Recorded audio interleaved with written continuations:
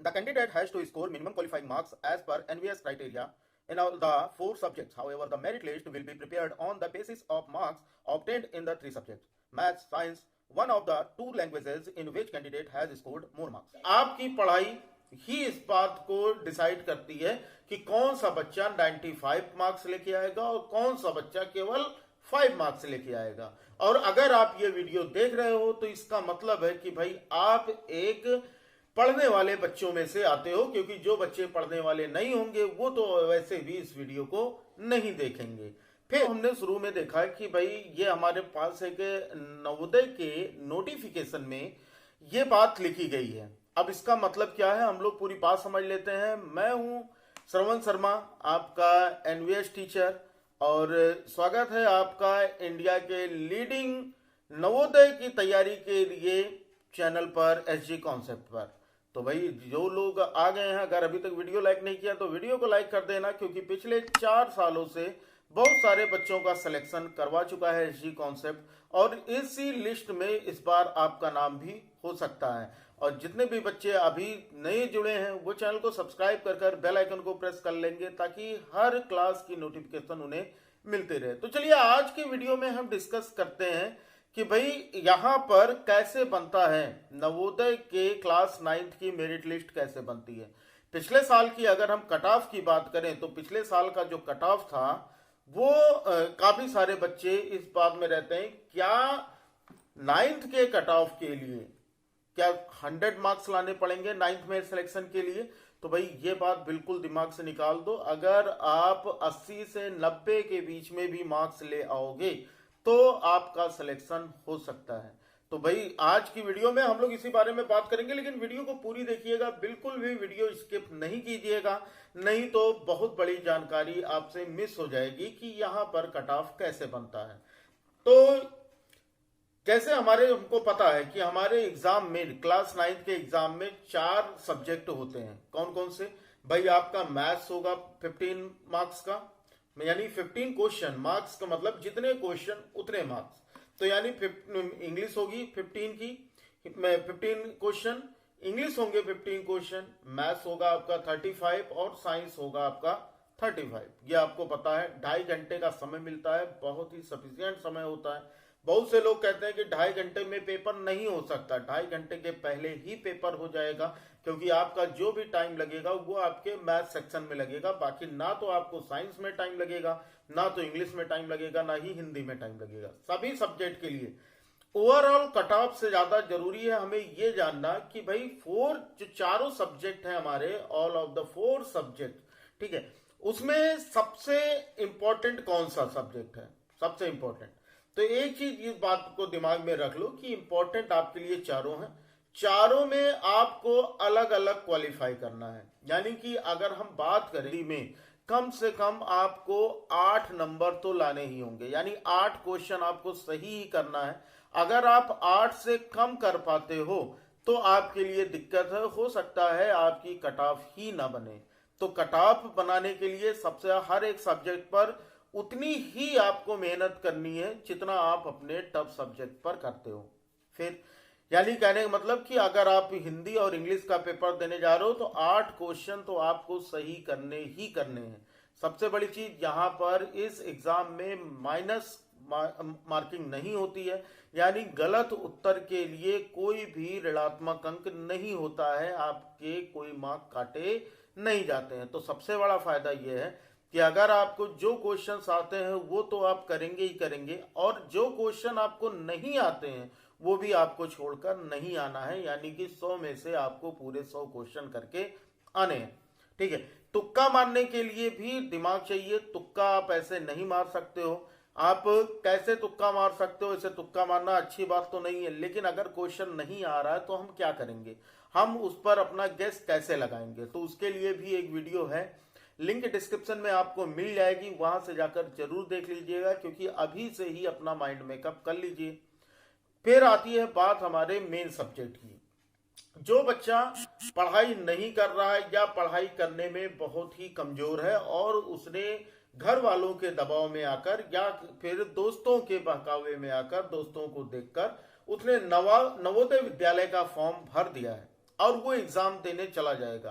तो एक बात तो ये कंफर्म है कि भाई जो नवोदय विद्यालय का एग्जाम देने जाएगा वो सारे क्वेश्चन करेगा, और सारे क्वेश्चन में उसके हिंदी और इंग्लिश, अगर वो हिंदी मीडियम का स्टूडेंट है तो हिंदी के क्वेश्चन ज्यादा सही करेगा, अगर वो इंग्लिश मीडियम का स्टूडेंट है तो इंग्लिश के क्वेश्चन ज्यादा करेगा सही।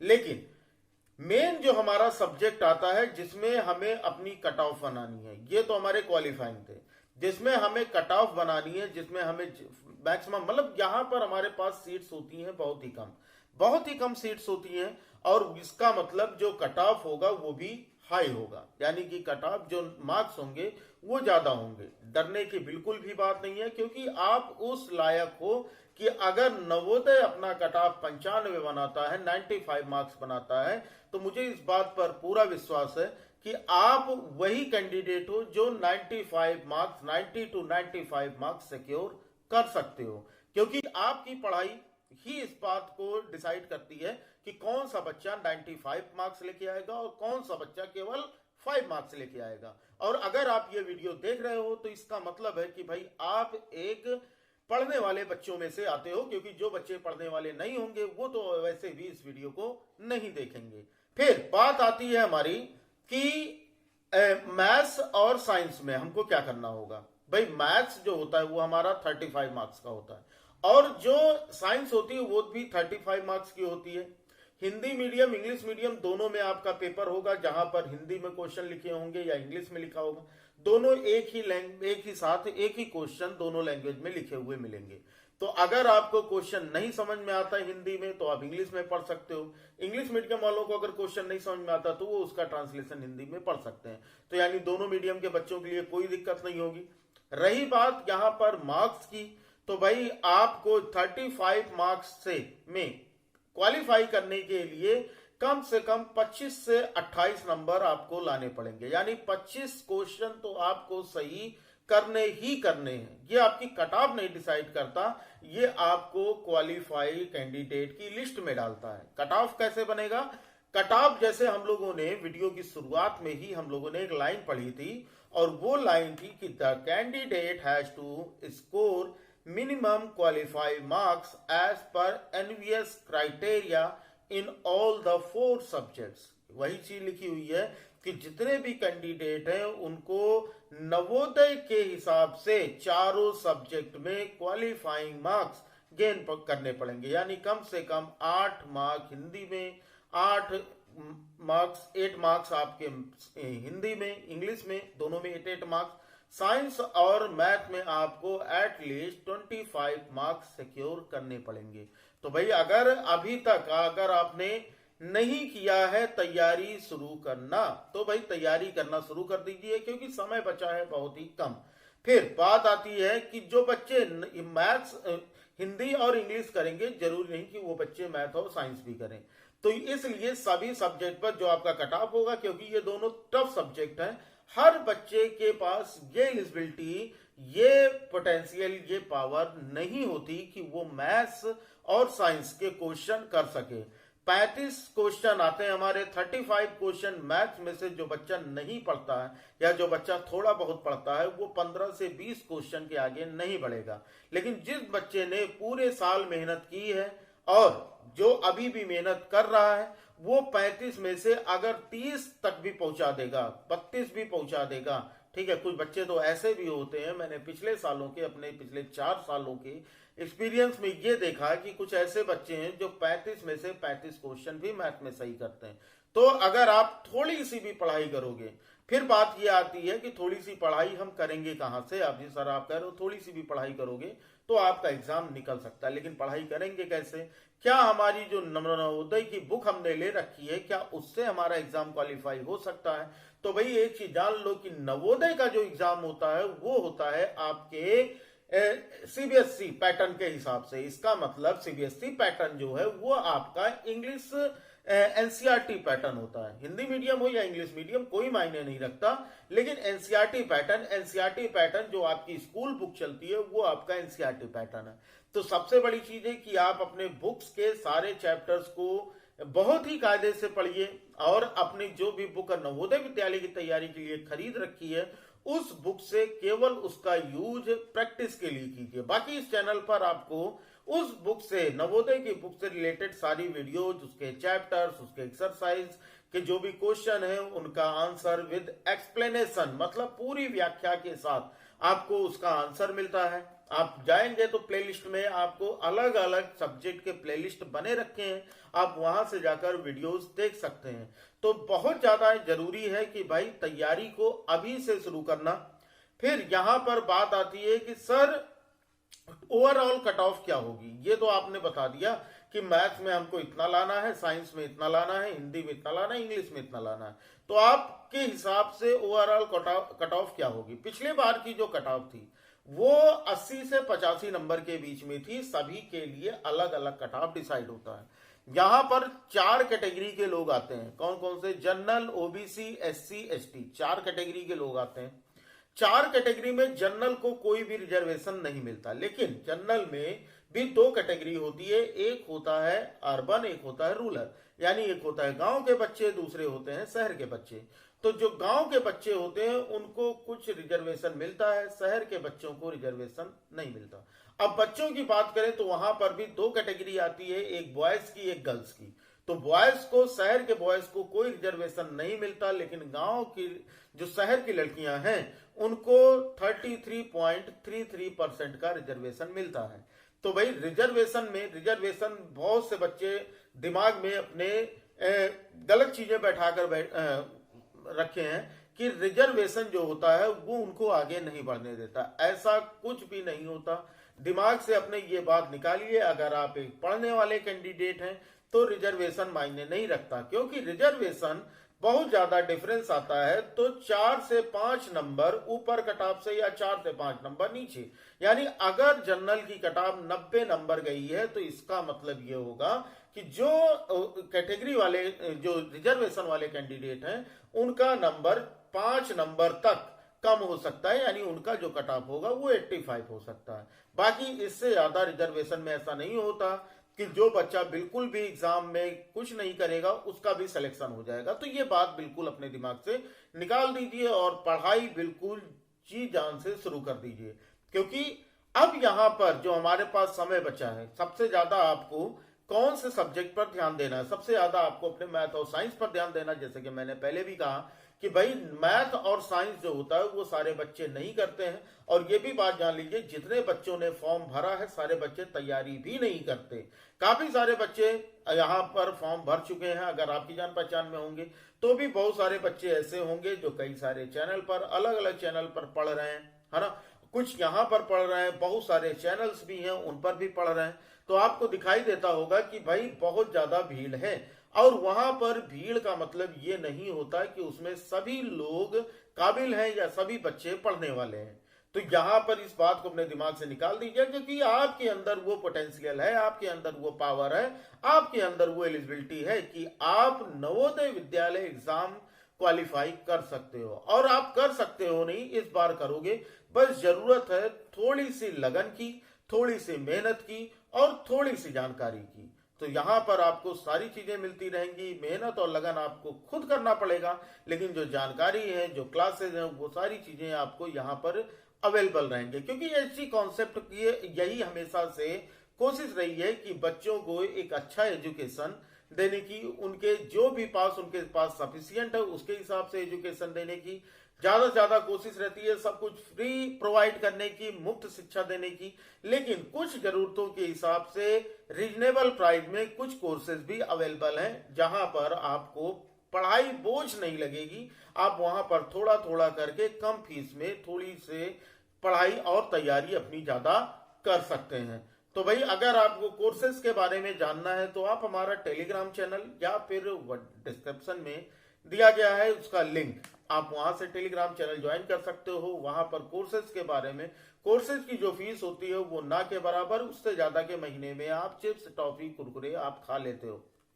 तो पढ़ाई के लिए बहुत ही मामूली सी फीस यहाँ पर होती है, क्योंकि फीस मायने नहीं रखती जितना मायने आपका भविष्य रखता है।